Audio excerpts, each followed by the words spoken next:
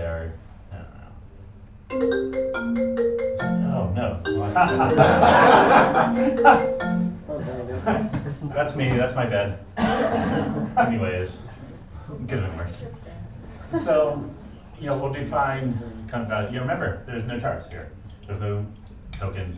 We are, oh my God, it's everywhere. Sorry, I'm just gonna, okay. So, let's talk about this decentralized compute. Let's say that this is what we are going to use as our example in this little flow here. So, normally, right now when we make an investment in a company, we look at candlesticks and projections and, RSI, and that doesn't exist in our world now, remember? Yep. We are looking at a token, somebody who's offering a token. They're a startup who, good group of smart people who have this idea.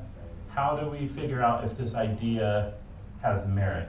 And this is a startup. I'm not going to expect any returns for.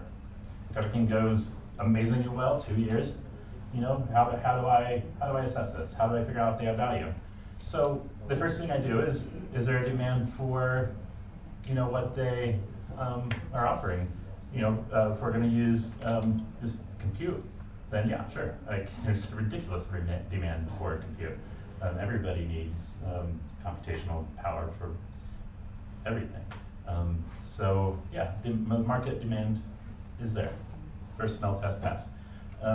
Now, what's the entire addressable market? How many different customers could I acquire? If I had access to the whole world and I was the only person providing this service, how many actual customers would I have?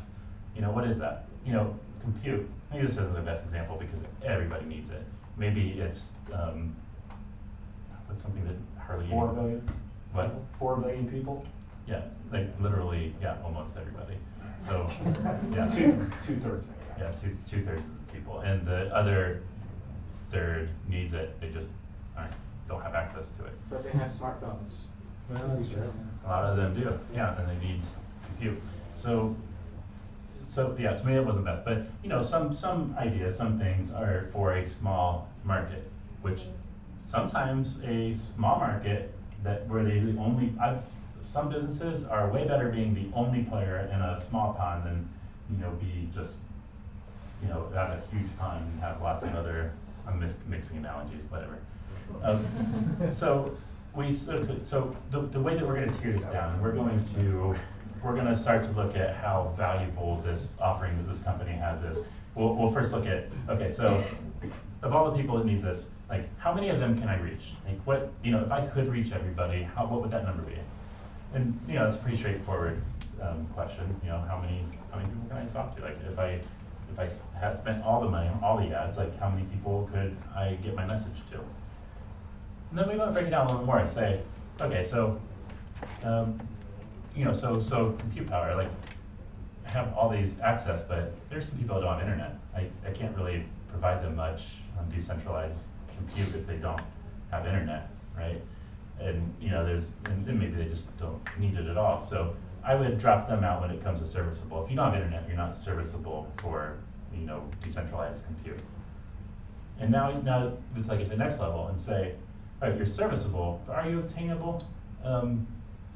If you're a Fortune 500 company and you have all these security regulations, PCI compliance, whatnot, you're not decentralized anytime soon. It's just not realistic. So I can drop all those customers off. Now, who can I service? And I can also obtain them. I know they're obtainable. Like, there's no reason why they shouldn't use my service. It's cheaper, it's better, they should use it. And how many of those people do I think are out there? And so now we're all angel investors.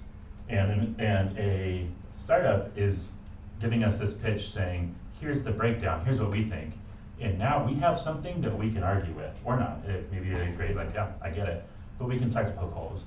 And that's what you want, is to be put in position where somebody gives you enough information to have a dialogue with them to break them down and say, you say that these are obtainable, but I don't think this portion is obtainable because of X or Y. And that's where you want to get. And we should be looking at every ICO under this same critical lens. And if they have a white paper where they just talk about algorithms and math, and they don't address any of this, I can't get behind that. I mean, who are your people? Like, now you're just another ticker on a chart. Like, that's not valuable to me. So, you know, everything's changing now with ICOs, and I hope that people will start to analyze things more critically under these pretenses versus just Great white paper. Yeah, great white paper. Great white paper with a lot of things I don't understand. Must be awesome. And no product. Yeah, no product, and no reason for me to think that you can make that product. Like, you have some people with some degrees, that's cool.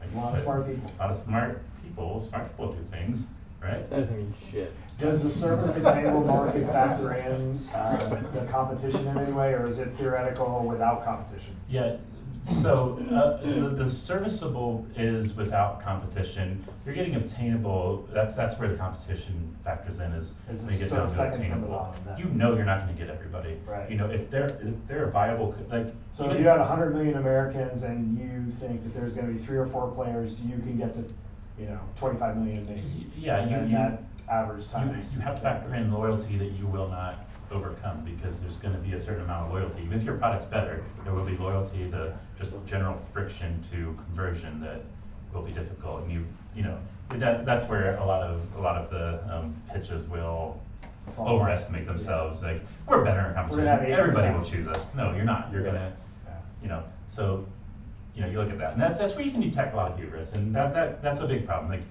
these smart people in small rooms for a lot of time together lose track of the rest of the world. And that's when they do this math, it's never more evident than this math, because like, we all know what the real numbers are, and no matter how great your product is, and if they've spent too much time in a small room, this math is gonna be way off. How many white papers a week do you see? I stopped looking at white papers a long time ago. Yeah. Yeah, I'd like to add something to that, because I talked with 2 gentlemen that raising, they had a very successful ICO. One of them raised 17 million, the other 20 million. And they revealed something to me that I didn't know before, but they said 2/3 of the people on the team are just there for name only. 2/3 Oh. small, yeah. Right after ICO, they pay Oh, them wow. 0.001 in tokens they got. Oh. They're just there in name only. Wow. They are not involved at all. So you've gotta get into the repos and see who's making the commits. And a lot of times it's like 1 or 2 developers making commits, track them down, figure out who they are. And if you're on that white paper and you're not making any commits, what are you doing? Are you at least tweeting about things? Are you talking about it? They will put all the most impressive names on there, from Google, from this, you look at them, doctor this, doctor that, none of them are even involved in the process. See who's going to meetups, see who's making commits, see who's tweets, see who's actually engaged in the product. If you're on that list, It takes a biggie, but. yeah, and get on your Twitter, Most and you people haven't do. ever talked about it, you sent out one link 3 months ago that earned you your 1% or whatever, I mean, it's clear what it is. Yeah, I actually saw a white paper where they're like, the 4 founders, there was only 3 of them in the picture as part of the white paper. Oh yeah, our other founders not even in the picture. Yeah, it's absurd, there's Yeah. a lot of shenanigans, but. So, okay, so this probably, this is pretty basic math, like this probably makes sense, right? And then once you figure out all those numbers, you figure out, now let's also talk about what a customer is worth. A customer may not be a person, it may be a corporation, it may be a business, it may just be business focused, but how many of those did we find? And then how much can we justify that they are worth per month, per year, we'll extrapolate out, and there's your value. And so now you say, you take that, the total serviceable times their value, and generally you do, everybody's different, but maybe you go 5 years, so then that's your value, that's your valuation. So if I'm gonna give you money, and I'm gonna take shares, then I'm going to take, that's how I'm finding your value of your company is.